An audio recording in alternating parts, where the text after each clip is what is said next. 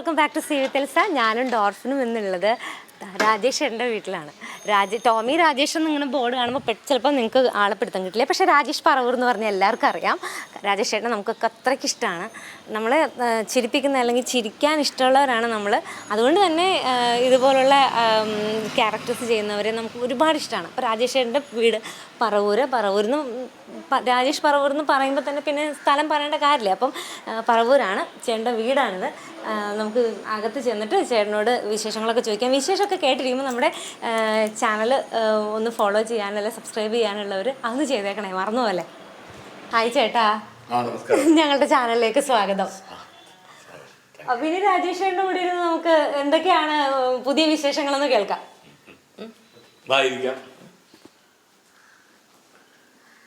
ചേട്ടന്റെ ഫാമിലിയിൽ ഞാൻ പറഞ്ഞു കേട്ടിട്ട് ചേട്ടൻ മാത്രമല്ലേ കലാകാരനായിട്ട് ഉള്ളത്? ചേട്ടൻ മാത്രമേ ഉള്ളൂ. അപ്പൊ എത്ര പേരാണ് നിങ്ങള് സിബ്ലിങ്സ് ഒക്കെ? എത്ര സഹോദരങ്ങള്? ഞങ്ങള് 3 പേര്. ഞാൻ, എനിക്ക് താഴെ ഒരു അനുജൻ, ഒരു പെങ്ങള്. അപ്പൊ അപ്പച്ചൻ എന്താ വിളിക്കുക? പപ്പ.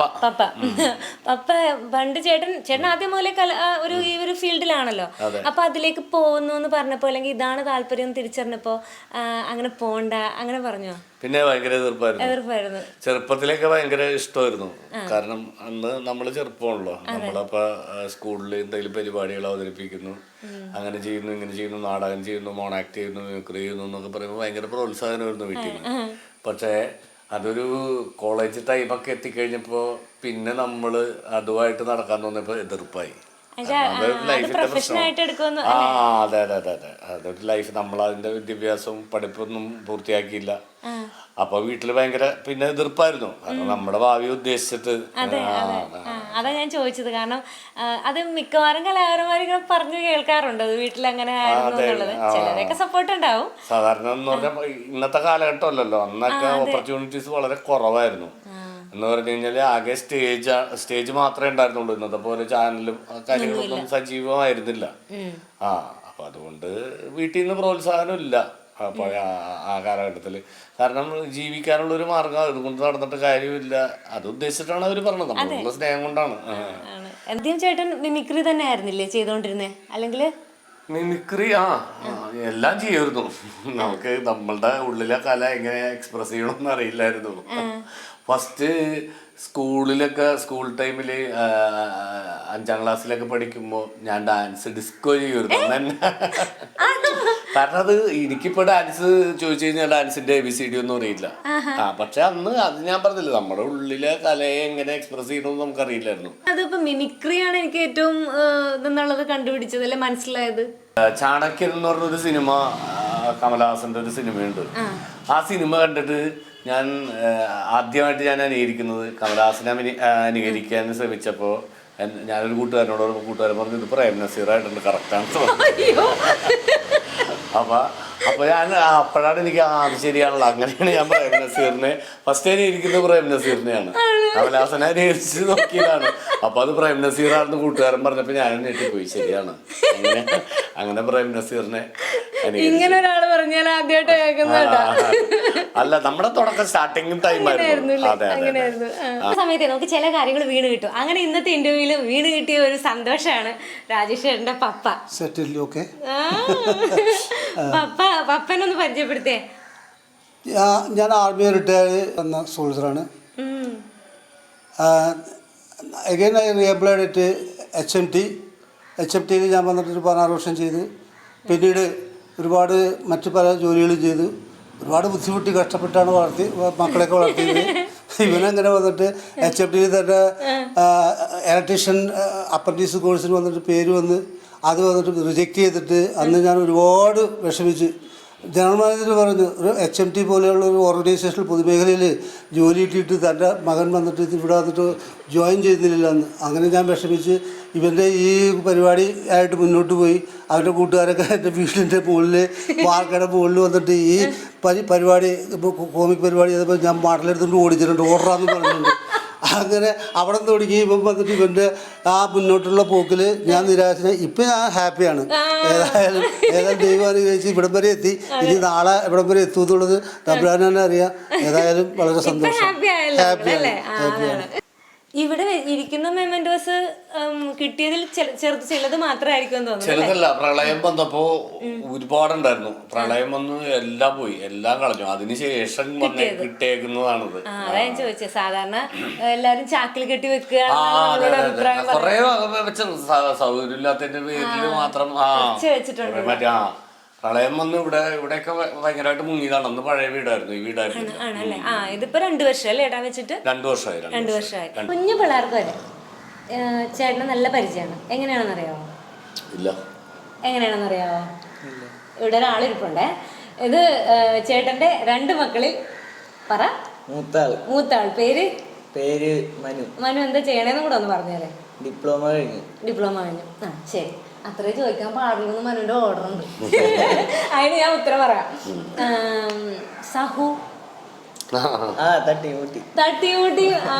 തട്ടിമുട്ടിയും കാണാൻ, അതായത് പിള്ളേർക്ക് വരെ ഇഷ്ടപ്പെട്ട ഒരു പരിപാടിയാണ്. അല്ല, ഞാൻ പറഞ്ഞതിനകത്ത് നിങ്ങൾ എതിർപ്പുണ്ടോ? അല്ലേ? എല്ലാവർക്കും അറിയാം. വിളിക്കുന്ന പേരാണ് സഹു.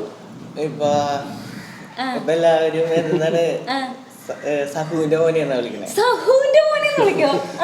അത് അച്ഛന്റെ പേര് രാജേഷ് എന്താണെന്ന് പകുതി മുക്കാലും പേർക്ക് അറിയില്ല. എല്ലാരും സഹുവാണ്. അപ്പൊ ഇങ്ങനെ പറഞ്ഞ് മനസ്സിലാക്കി കൊടുത്തു വരുമ്പോ നമ്മുടെ തട്ടിമുട്ടിയില്ല സഹുവിന്റെ മോൻ. സഹുവിന് സുഖമാണ്. അവിടെ മാലിയങ്കരയില് കൂട്ടുകാരനുണ്ട്, കൂട്ടുകാരന്റെ അമ്മ സഹുവിന്റെ മോനെന്നാ വിളിക്കണേ. സഹു ഇപ്പൊ വീട്ടിലുണ്ടാ. ആ സഹു ഭയങ്കര കോമഡി. രാജേഷ് എന്നുള്ള പേരൊക്കെ പോയല്ലേ? എന്റെ പേര് ഒരുമിക്കവർക്ക് അറിയില്ല. സത്യം. രാജേഷ് എന്നല്ല, രായപ്പൻ. അത് എല്ലാവരും വിളിക്കണ പേരാ. അത് നമ്മുടെ മറ്റേ സ്കിറ്റിലെ എന്നെ സുധി, സാജു ഇവരൊക്കെ വിളിക്കണത്, നമ്മുടെ ടീമിൽ എല്ലാവരും വിളിക്കുന്നത് രായപ്പ. അത് ആ ഭാഷാറാം സാജുന്റെ സ്കിറ്റിലെ പിന്നെ അതവര് ലൈഫിൽ വിളിക്കാൻ തുടങ്ങി. അങ്ങനെ ഇങ്ങനെ രായപ്പനാണ് ഇപ്പൊ ശരിക്കും. രായപ്പാന്ന് വിളിക്കോ? പിന്നെ നിങ്ങളെ ഫ്രണ്ട്സാണ്. അപ്പന്റെ ഗൗരവം കാണിക്കാറില്ല?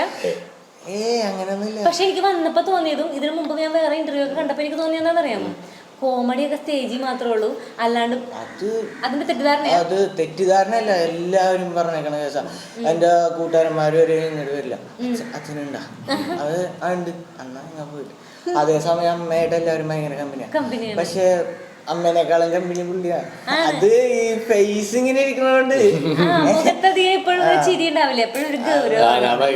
അല്ല, വീട്ടില് ഞാൻ ഭയങ്കര സൈലന്റ് അല്ല.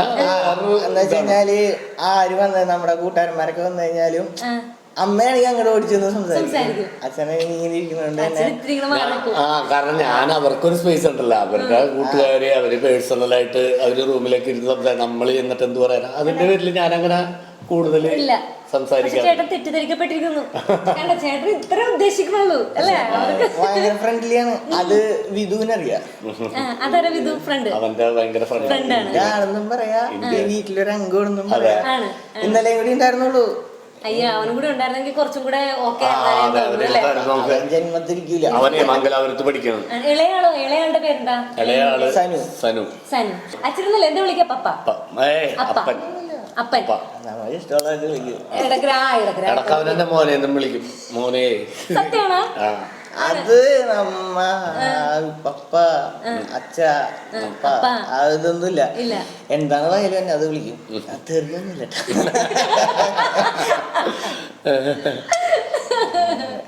അല്ല, അപ്പന്റെ അഭിനയിച്ചേക്കുന്ന സിനിമകളിലെ ഏറ്റവും മനസ്സിൽ നിൽക്കുന്നല്ലേ, ഓർത്തിരിക്കുന്ന ഏതാണ്? ഏത് സിനിമയിലെ ഞാൻ ഉദ്ദേശിക്കണോ? മുന്തിരിവള്ളിയത്. അത് തന്നെ.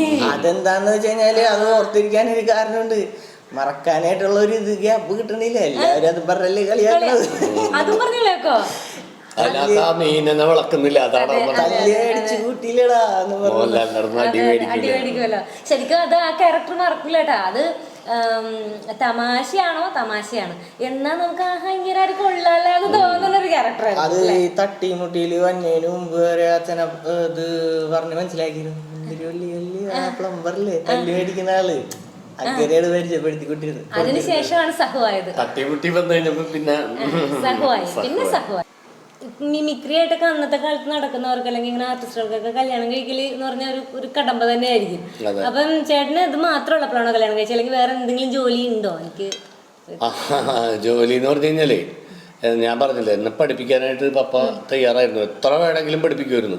പക്ഷെ നമ്മുടെ കയ്യിൽ കൊണ്ട് നമുക്ക് ഇതിനോടുള്ള ഒരു ക്രൈസ് മൂത്തിട്ട് പഠിപ്പൊക്കെ പകുതി വഴി ഉപേക്ഷിച്ച് നമ്മളിങ്ങനെ പ്രോഗ്രാമിന്റെ പുറകെ നടന്നു. പ്രോഗ്രാം എന്ന് പറഞ്ഞാൽ അന്നൊക്കെ സ്റ്റേജ് മാത്രമേ ഉള്ളൂ. ഒരു 2-3 മാസം കഴിയുമ്പോൾ ആ സീസൺ കഴിയും. പിന്നെ അടുത്ത സീസൺ അത്രയും കാലം വെറുതെ കിടക്കണം. അപ്പോൾ പപ്പ പറഞ്ഞു വെറുതെ കിടക്കാൻ പറ്റില്ല, എന്ത് ജോലിയും ചെയ്തോ, പക്ഷെ വെറുതെ കിടക്കാൻ പാടില്ല എന്ന് പറഞ്ഞു. അങ്ങനെ ചെയ്യാത്ത പണികളും കാര്യങ്ങളൊന്നുമില്ല, എല്ലാ പരിപാടികളും ഒക്കെ എന്തെങ്കിലുമൊക്കെ ആയിട്ട് ചെയ്യും. വീട്ടിൽ വെറുതെ ഇരിക്കാൻ സമ്മതിക്കില്ലായിരുന്നു. ഈ കല്യാണം കഴിക്കണ എന്ന് പറഞ്ഞു കഴിഞ്ഞാല് ഞാൻ വളരെ നേരത്തെ 26 വയസ്സിൽ കല്യാണം കഴിച്ചു എന്ന് പറഞ്ഞു കഴിഞ്ഞാൽ, ഞാൻ കല്യാണം കഴിക്കുന്ന ടൈമിന് അത് അന്നത്തെ സാഹചര്യം അങ്ങനെയായിരുന്നു. പപ്പ HMTയിൽ വർക്ക് ചെയ്തിരുന്നതാ.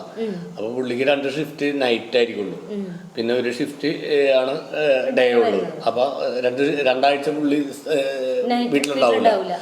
അനിയൻ ഡ്രൈവറാണ്, അവനും ഉണ്ടാവില്ല, ഞാൻ പ്രോഗ്രാമിനും പോകും. പിന്നെ പെങ്ങളാണെങ്കിൽ അവളെ കെട്ടിച്ചയച്ചു. അപ്പോ അമ്മ മാത്രമേ വീട്ടിലുണ്ടാവുള്ളൂ. അപ്പൊ അതൊരു ബുദ്ധിമുട്ടായി. അമ്മയ്ക്കൊരു കൂട്ട് വേണം എന്ന് പറഞ്ഞപ്പോ എന്നോട് കല്യാണം ഇങ്ങനെ നോക്കാൻ പറഞ്ഞു. അപ്പൊ ഞാനൊരു വർക്കിന് പോയതാണ്. ഇവള് ജോലി, എന്റെ വൈഫ് നേഴ്സാണ്. പേര് ഡെജി. തമാശ അതല്ല, കല്യാണ ആലോചന കൊണ്ട് അമ്മയുടെ വീട്ടിൽ ചെന്നു. അപ്പൊ അമ്മയുടെ അച്ഛനും കലാകാരൻ. അപ്പൊ ആ പുള്ളി പറഞ്ഞ് ഒരു കലാകാരൻ എന്തായാലും വേണ്ട. അയ്യോ, അങ്ങനെയായിരുന്നു ട്വിസ്റ്റ്. അത് പറഞ്ഞിട്ട് ആലോചന അവിടെ നിന്ന് പോയി. അത് കഴിഞ്ഞിട്ട് പിന്നെ രണ്ടാമത് അങ്കിള് വഴിയല്ലേ, സാറ്റങ്കിള് വഴിയല്ലേ, അങ്ങനെ എന്തോ ഒരു ചേട്ടൻ ചെന്ന് കണ്ടപ്പോ ചേച്ചിക്ക് ഇഷ്ടപ്പെട്ടായിരുന്നു. അതൊക്കെ ഒക്കെ ആയിരുന്നു. ഞാൻ അവളോട് എന്ന് പറഞ്ഞു കഴിഞ്ഞപ്പോ അവള് പറഞ്ഞ് ഇഷ്ടക്കുറവൊന്നുമില്ല എന്ന് പറഞ്ഞു.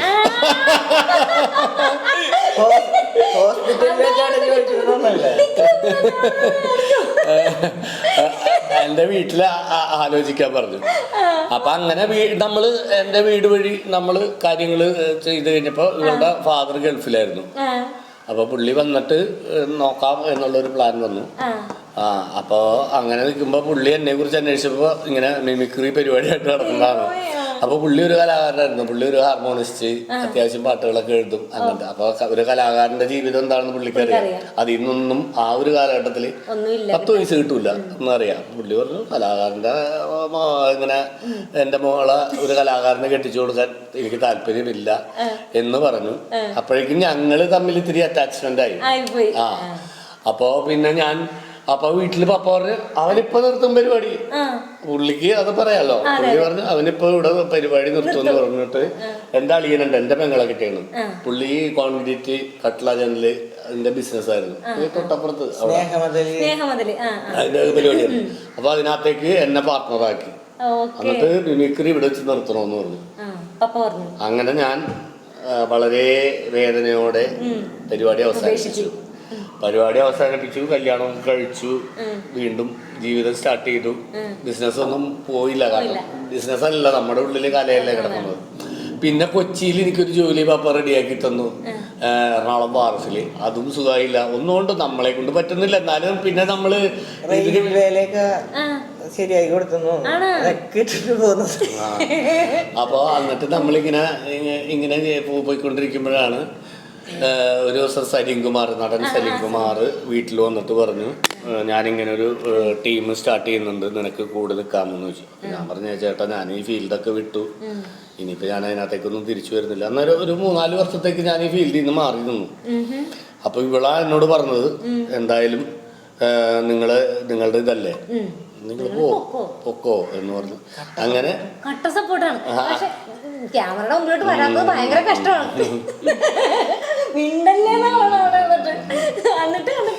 അങ്ങനെ ഞാൻ വീണ്ടും ഇതിനകത്തേക്ക് ഇറങ്ങി. അങ്ങനെയാണ് പിന്നീട് സജീവമായത്.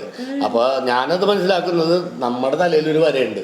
നമ്മളെ എങ്ങനെയൊക്കെ കറങ്ങി തിരിഞ്ഞ് വേറെ ഏതൊക്കെ വഴി കൂടെ പോയാലും ദൈവം വീണ്ടും ആ വഴിയിലേക്ക് നമ്മളെ കൊണ്ടുവരും. ഞാൻ കലാകാരനായിട്ട് ജീവിക്കാനാണ് ദൈവത്തിന്റെ തലയിൽ എഴുതിയിരിക്കുന്നത്. അതുകൊണ്ടാണ് നമ്മൾ ഇതിനകത്തേക്ക് വരുന്നത്. അത്രേ ഉള്ളൂ, അങ്ങനെയാണ് വിശ്വസിക്കുന്നത്. അതിനകത്തില് ജീവിതത്തിൽ കഷ്ടപ്പാടുകൾ ഒരുപാടുണ്ടായിട്ടുണ്ട്. അമ്മയുടെ കാര്യം എടുത്ത് പറയേണ്ടതാണ്. അമ്മയുടെ ശരിക്കുള്ള റിയൽ ഹീറോ എന്ന് വെച്ച് കഴിഞ്ഞാല് 5 വയസ്സൊക്കെ ഗതിയില്ല. ആ സമയത്ത് അമ്മ ഒരു നല്ല കാലം വരും എന്നുള്ള ഇതാണ് സപ്പോർട്ട് എന്ന് വെച്ചാൽ. വേറെ ആരെങ്കിലും ആണെങ്കിൽ പറയും നിങ്ങൾ ഈ പരിപാടി നിർത്തിയിട്ട് വേറെ എന്തെങ്കിലും പോ. അതായത് ഈ കലയിലേക്ക് വീണ്ടും ഇറങ്ങിയതിന് ശേഷം അല്ലേ? അതെ. അതെന്ന് വെച്ച് കഴിഞ്ഞാല് ഈ പള്ളിയിലെ പെരുന്നാളിന് എല്ലാവരും ബലൂണൊക്കെ മേടിച്ച് തട്ടി കളിക്കും. ചെറുതാണ്ടാ ഒരു 4 വയസ്സുള്ളൂ, അത്രയായിട്ടേ ഉള്ളൂ. അപ്പൊ ഇങ്ങനെ ബലൂണൊക്കെ മേടിച്ച് കളിക്കണ. അല്ല ഇവിടെ പെരുന്നാളിന് തൊട്ടടുത്താണ് പെരുന്നാള്, പള്ളി. ഞങ്ങള് ഇവിടെ താമസിക്കുന്നത് അതിന്റെ അപ്പുറം. അപ്പൊ എന്നോട് പറഞ്ഞു പള്ളിയിൽ പോവാന്ന് പറഞ്ഞു. ഞാൻ പറഞ്ഞു എന്റെ കയ്യിൽ പൈസ ഇല്ല. അപ്പൊ ഇവനുണ്ട്, ഇവന്റെ ഇളയതുണ്ട്, അതിന് 1.5 വയസ്സ് കണ്ടുള്ളൂ, ഇവന് 4 വയസ്സ്. അപ്പൊ എൻ്റെ അടുത്ത് പൈസ ഒന്നുമില്ല, നമുക്ക് ഞാൻ പറഞ്ഞില്ലടി നിങ്ങൾ പോയിക്കോന്ന് പറഞ്ഞു. ഇവിടെ അടുത്തല്ലേ. അപ്പൊ അവള് പറഞ്ഞു പിള്ളേര് ചോദിക്കൂല, അതിനോട് പറഞ്ഞേക്കാന്ന് പറഞ്ഞു. അങ്ങനെ ഞങ്ങള് ഇവനോട് പറഞ്ഞു മോനെ ഒന്നും വേണ്ടട്ടാ, അപ്പൊ എൻ്റെ കയ്യിൽ പൈസ ഒന്നും ഇല്ല എന്നൊക്കെ പറഞ്ഞ് പോയി. എന്നിട്ട് അങ്ങനെ ചെന്ന് അപ്പൊ അച്ഛൻ്റെ കൂട്ടുകാരന്മാരുടെ ഒപ്പം നിൽക്കുന്നുണ്ട്. നമ്മ കുഞ്ഞല്ലേ ഇവിടെയൊക്കെ ഓടി നടക്കേണ്. അപ്പൊ എല്ലാവരുടെയും കയ്യില് ബലൂണുണ്ട്. അപ്പൊ ഞാൻ പറഞ്ഞു എനിക്കൊരു ബലൂൺ വേണമെന്ന് പറഞ്ഞു. അമ്മ ആ സമയത്ത് ബലൂണിന് 3 രൂപ 5 രൂപയായിട്ടേ ഉള്ളൂ ബലൂണിന്. എന്നിട്ട് അപ്പൊ അച്ഛൻ പറഞ്ഞു നാളെ മേടിച്ചു തരാം. നാളെ മേടിച്ചു തരാന്ന് പറഞ്ഞു. അമ്മക്ക് അപ്പൊ വാശിയാണ്, കുഞ്ഞല്ലേ. അത് പറഞ്ഞ പറ്റില്ല, ഇന്ന് തന്നെ വേണം, ഇപ്പൊ തന്നെ വേണമെന്ന് പറഞ്ഞ് കരഞ്ഞ് കൂട്ടുകാരെല്ലാവരും പറഞ്ഞു എടാ ഒരു 5 രൂപയല്ലേ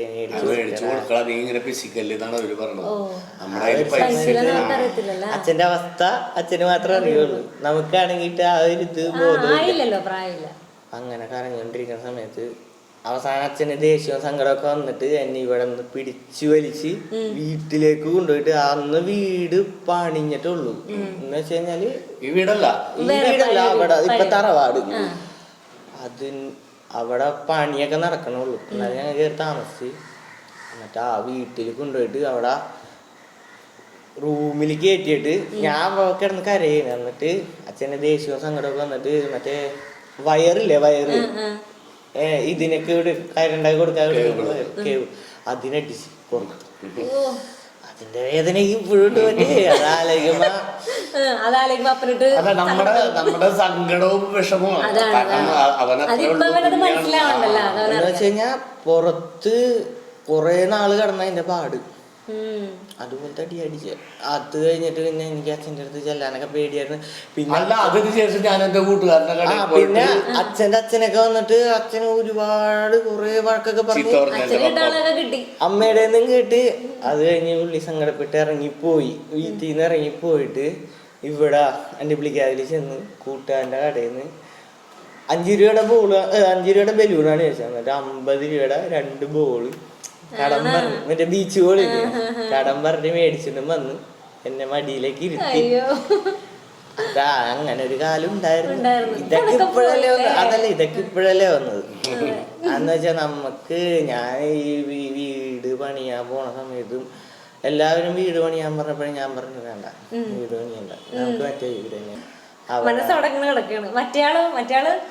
അവൻ ക്ലാസ്സിൽ പോയേക്കണം. അവൻ +2 കഴിഞ്ഞിട്ട് ഇപ്പൊ ഹോട്ടൽ മാനേജ്മെന്റിന് ചേർന്ന് പഠിച്ചുകൊണ്ടിരിക്കുകയാണ്. നല്ല സന്തോഷകരമായ നിമിഷങ്ങളാണ് കേട്ടോ ഞങ്ങൾക്ക് കിട്ടിയത്. പ്രത്യേകിച്ച് ഏറ്റവും വലിയ സന്തോഷം എന്ന് പറഞ്ഞാൽ ചേച്ചി വന്നില്ല, എന്നാലും പോട്ടെ, മനു വന്നല്ലോ. Thank you. ഇതുവരെ രാജേഷേട്ടന്റെ ഫാമിലി ഒരിടത്തും വന്നിട്ടില്ല. ഇല്ല, പൊതുവെ ഇവര് നാണം കുടുങ്ങികളാണ്. ഇത്രയും വർത്താനം പറഞ്ഞിട്ട് നാണം കുടുങ്ങികളാണ്. ആദ്യമായിട്ടാണ് ഒരു ഇതിന് വേണ്ടി ഇരിക്കുന്നത്. പക്ഷെ കുഴപ്പമില്ലാണ്ടാ, മനുവാണ് കുറെ സംസാരിച്ചെന്ന് ഒന്നും പറയില്ല എന്ന് പറഞ്ഞു വന്നിരുന്നോ. അതെ, പേര് മാത്രം എന്ന് പറഞ്ഞല്ലേ ഏട്ടാ. അച്ഛനെ കുറെ അങ്ങ് സംസാരിച്ചു.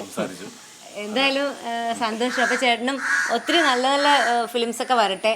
ചേട്ടൻ്റെ സ്കിറ്റുകൾ ഫിലിമിൽ ചില കമൻറ്റാണ്, ആ കമൻറ്റാണ് ഞാൻ എടുത്ത് പറയുന്നത്. ഫിലിമിൽ മാത്രം മുഴുകിപ്പോകാതെ ഞങ്ങൾക്ക് വേണ്ടി സ്കിറ്റുകളും ചെയ്യണേ എന്നൊക്കെ പറഞ്ഞുള്ള കമൻസൊക്കെ ചേട്ടന് വേറെ വീഡിയോസിലൊക്കെ വന്നിട്ടുണ്ട്.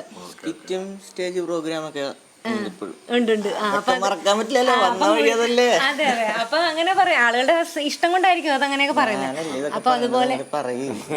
ഇപ്പൊ എല്ലാം ഞാൻ തന്നെയല്ല പറയണത്. നീ പറഞ്ഞോണ്ടിരിക്കല്ലേ, വല്ലപ്പോഴല്ലേ നീയൊക്കെ ഇങ്ങനെ പ്രത്യക്ഷപ്പെടുള്ളൂ. അതന്നെ. അതായത് ആദ്യത്തെ അവസാനത്തെ വന്നിട്ട് ഇന്റർവ്യൂ ഇനി ആരും ചോദിക്കരുതെന്നാണ് ഉദ്ദേശിച്ചത്. അതല്ല, ഞാൻ ഇന്റർവ്യൂവിന് വരുന്ന സമയത്ത് ഇവിടെ നിന്ന് മുങ്ങണ ആളാണ്. പക്ഷെ ഇന്ന് എനിക്ക് എന്തെങ്കിലും വീട്ടിൽ ഷൂട്ട് ഉണ്ടെന്ന് പറഞ്ഞു കഴിഞ്ഞാല് പുള്ളിക്കാരൻ നേരത്തെ തന്നെ കുളിച്ച് റെഡിയായി പുറവശം വഴി പോയി കളയും. ഇതിന്റെ ഡിബക്കള് ഇന്ന് അങ്ങനെ പോകാനുള്ള തയ്യാറെടുപ്പ് നടത്തി, പക്ഷെ നമ്മളൊന്ന് പിടിച്ചിരുത്തി. അതല്ല, പിടിച്ചിരുത്തിയതല്ല, മഴ ചതിച്ചെന്ന് പറയുന്നത്. മഴ അനുഗ്രഹിച്ചെന്ന് പറഞ്ഞ ഞങ്ങളാ. കാരണം എപ്പോഴും ചേട്ടൻ ഒറ്റക്കല്ലേ നമ്മൾ കാണാം, അപ്പൊ ഫാമിലി ആയിട്ട് കാണാൻ പറ്റി. അപ്പൊ ഒത്തിരി സന്തോഷം ചേട്ടാ. ഇനിയുള്ള എല്ലാ കാര്യങ്ങൾക്കും ഓൾ ദി ബെസ്റ്റ്. നല്ല നല്ല മൂവീസും ചേട്ടൻ ആഗ്രഹിക്കുന്ന രീതിയിൽ ചേട്ടൻ്റെ കരിയർ അങ്ങനെ കയറിയങ്ങ് പോട്ടെ, നിന്റെ കരിയറും. Thank you so much. അപ്പോൾ നമ്മുടെ ഈ ഒരു ചേട്ടൻ്റെ വിശേഷങ്ങളും ഫാമിലിയും വീഡിയോ ഒക്കെ ഇഷ്ടമായാൽ നമ്മളുടെ ഈ ഒരു വീഡിയോ എല്ലാവരും ലൈക്ക് ചെയ്യുക, നമ്മുടെ പേജൊക്കെ ഫോളോ ചെയ്യുക, ലൈക്ക് ചെയ്യുക, ഷെയർ ചെയ്യുക, സബ്സ്ക്രൈബ് ചെയ്യുക. അപ്പോൾ ബൈ.